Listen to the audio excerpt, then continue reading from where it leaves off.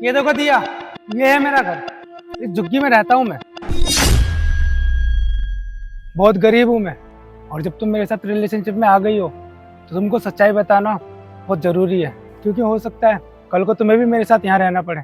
ओहो, मतलब तेरी तो किस्मत ही फूट की पूरी है। ये घर है तेरा? है ये झोपड़ी में रहता है तू? 3-4 जोड़ी बढ़िया बढ़िया क्या कपड़े पहन के आता था तू कॉलेज, तू फिदा हो गई इस पे? है अरे ये है इसकी सच्चाई, देख ले, जिंदगी बर्बाद हो जाएगी। ओ हेलो, ये कैसे बकवास कर रहे हो तुम? वो मेरा बॉयफ्रेंड है, तो उससे ना थोड़ा तमीज से बात करो, समझे? और मैं बात कर रही हूँ ना उससे। संदीप, तुम ये सब क्या मजाक लगा रखा है तुमने? तुम्हें पता है ना हमें ऑलरेडी बहुत लेट हो रहा है, हम चलते हैं ना, प्लीज ये ड्रामे बंद करो। नहीं दिया, मैं कोई मजाक नहीं कर रहा हूँ तुम्हारे साथ। मैं बस अपने जीवन की सच्चाई दिखा रहा हूँ तुमको। इतने टाइम से हम डेट कर रहे हैं एक दूसरे को, और आज फाइनली तुमने मुझे प्रपोज किया तो मैं तुम्हें मना नहीं कर पाया। हाँ बोलने के बाद मुझे समझ में आया कि गलती हो गई है मुझसे। और ऐसा नहीं है कि मैं तुमसे प्यार नहीं करता, बात ऐसी है कि तुम्हारी ज़िंदगी में और मेरी ज़िंदगी में ना ज़मीन आसमान का फ़र्क है। और आज मैं तुम्हें यहाँ इसलिए लेके आया हूँ ताकि मैं अपनी सच्चाई तुम्हारे सामने ला सकूँ, ताकि तुम्हारे सर पे जो ये प्यार का भूत है ना वो उतर जाए। क्योंकि मैं नहीं चाहता कल को तुम्हें ऐसा लगे कि संदीप धोखेबाज है, क्योंकि तुम्हारी ज़िंदगी बहुत कठिन हो जाएगी मेरे साथ रह के। इसलिए मेरी सच्चाई देखो और मुझे छोड़ दो। अरे ओ भाई ओ, शांत हो जा, ठीक है? पागल सा, तूने पागल समझ रखा है क्या इसको? पहले तो तूने अपनी सच्चाई इसको बताई नहीं, अपने प्यार में इसको पागल कर लिया।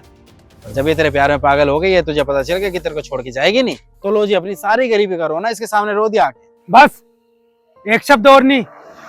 मैं गरीब जरूर हूँ लेकिन चोर नहीं, ईमानदार हूँ। सूखी रोटी खाता हूँ लेकिन अपने दम पे खाता हूँ, ईमानदारी की खाता हूँ। इज्जत से बात करो, क्योंकि मैं भी इज्जत से बात कर रहा हूँ और इसको यहाँ सच्चाई दिखाने के लिए लाया हूँ। संदीप, वो सब छोड़ो, तो मुझे एक बात बताओ, अगर तुम सच में इतने गरीब हो, तुम्हारे पास पैसे नहीं है, तो तुमने हमारे कॉलेज में एडमिशन कैसे लिया? हमारा कॉलेज तो बहुत महंगा है ना, उसकी फीस अफोर्ड करना इतना इजी नहीं है। स्कॉलरशिप का तो नाम सुना होगा ना तुमने। मैं मानता हूँ कि मेरे माँ बाप से पढ़ाई के लिए मुझे पैसा नहीं मिला, लेकिन पढ़ाई में बहुत अच्छा हूँ मैं। इसीलिए तुम्हारे कॉलेज में मैंने एंट्रेंस एग्जाम दिया जिसमें मैं पास हो गया, और तुम्हारे इतने बड़े कॉलेज में मेरा एडमिशन हो गया। वरना मेरे जैसे गरीब की कहाँ इतनी औकात कि तुम्हारे जैसे बड़े कॉलेज में मैं एडमिशन ले सकूँ।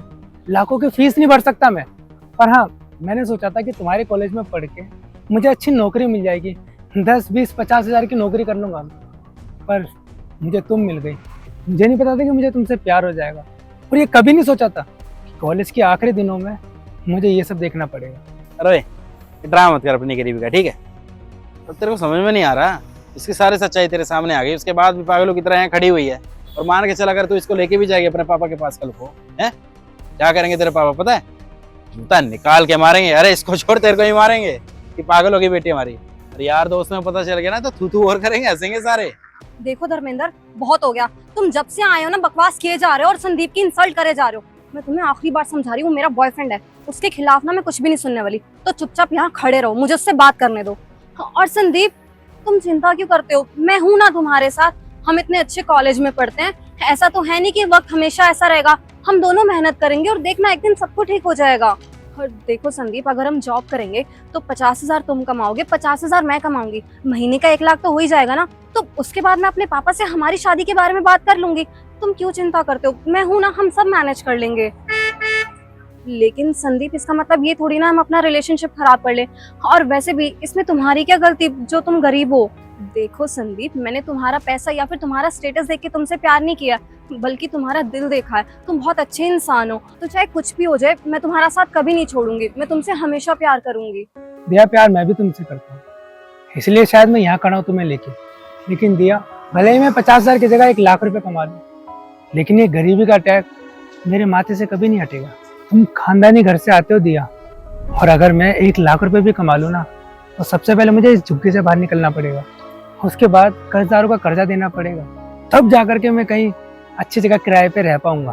फिर उसके बाद मैं किसी अच्छी जगह घर लूंगा, तो उसकी EMI भरने में मेरी पूरी जिंदगी चली जाएगी। और दिया, खानदानी अमीर होने में और जीरो से शुरुआत करने में ना जमीन आसमान का फर्क होता है। शायद मेरे बच्चे अच्छी जिंदगी जिए, पर मेरी जिंदगी पूरी स्ट्रगल में चली जाएगी। अब आई ना कल ठिकाना है इसकी, बिल्कुल सही कह रहा है ये। अरे गरीब आदमी है, पहले कमाएगा, उसके बाद गाड़ी घोड़ा खरीद पाएगा। और तू है खानदानी अमीर, कैसे स्ट्रगल करेगी इसके साथ ये बता? अरे क्या पता है कब सक्सेस हो ना हो, क्या पता है। बस इतना ही बोलूंगा कि एक बार और सोच के देख ले कि तेरे लिए कौन बेटर है। समझ रही है ना मेरी बात को, फैसला तेरा है।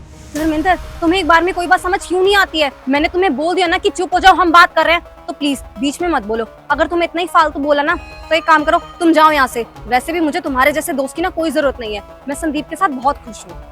और संदीप, तुम बिल्कुल भी परेशान मत हो। मैंने तुम्हें कहा ना, मैं तुम्हें छोड़ के कहीं नहीं जाऊंगी। और रही बात मेरे पापा की ना, तो तुम उनकी चिंता मत करो, मैं उन्हें मना लूंगी। मुझे आता है उन्हें मनाना, और मैं उनकी इकलौती औलाद हूँ। ऐसे कैसे वो मेरी जिद नहीं मानेंगे? और ना भी माने तो मैं तुम्हारा इंतजार करूंगी, क्योंकि मुझे तुम पे पूरा भरोसा है कि तुम लाइफ में कुछ ना कुछ जरूर कर लोगे, वो भी मेरे लिए। तो तुम प्लीज चिंता मत करो। मैं एक काम करती हूँ, अभी अपने पापा से जाके बात करती हूँ, और देखना वो हमारी शादी के लिए राजी हो जाएंगे।